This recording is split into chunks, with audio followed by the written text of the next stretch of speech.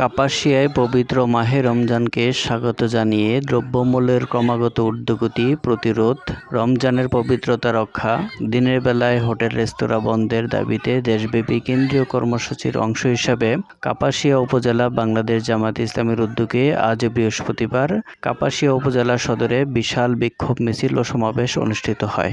উক্ত বিক্ষোভ মিছিল ও সমাবেশে দলীয় নেতাকর্মীদের উপস্থিতি ছিল চোখে পড়ার মতন। বাংলাদেশ জামায়াতে ইসলামী কাপাসিয়া উপজেলার এই মিছিলটি বাদ আসর কাপাসিয়া বাসস্ট্যান্ড সংলগ্ন ফকির মজনু শাহ সেতুর পশ্চিম পাশের তাজউদ্দিন আহমদ চত্বর থেকে মিছিলটি শুরু হয়ে মিছিলটি উপজেলা সদরে ডাক বাংলো মোড়, পুরাতন বাসস্ট্যান্ড, কাপাসিয়া বাজার, কলেজ রোড, থানার মোড় হয়ে উপজেলা পরিষদের প্রধান ফটকে গিয়ে মিছিলটি শেষ হয়। বিক্ষোভ মিছিল ও সমাবেশে বক্তব্য রাখেন গাজীপুর জেলা জামায়াতে ইসলামী নায়েবে আমির মাওলানা শেফাউল হক।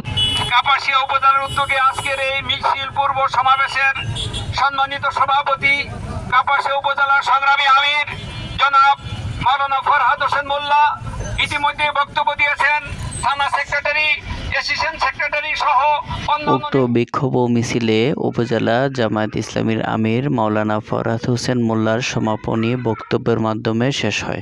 বিক্ষোভ মিছিলের মাধ্যমে আমরা সংশ্লিষ্ট ব্যক্তিদেরকে জানিয়ে দিয়েছি এই পবিত্র রমজানের যে কোনো ধরনের ঊর্ধ্বগতি, যে দ্রব্যমূল্যের ঊর্ধ্বগতি সেটা নিয়ন্ত্রণে রাখতে হবে। সন্ত্রাস চাঁদাবাজি বন্ধ করতে হবে। রমজানের পবিত্রতা রক্ষা করতে হবে। সর্বোপরি সকলকে আহ্বান জানাতে চাই